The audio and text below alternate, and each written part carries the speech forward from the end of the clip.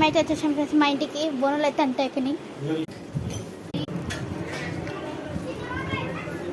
వారికి ఫుల్ వర్షం వస్తుంది ఉంది మా ఇంటికార.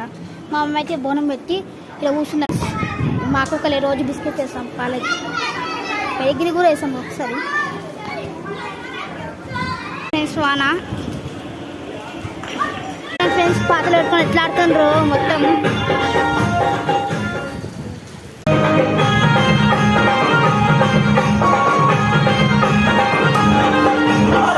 వాన పడుతుంది ఫ్రెండ్స్ అని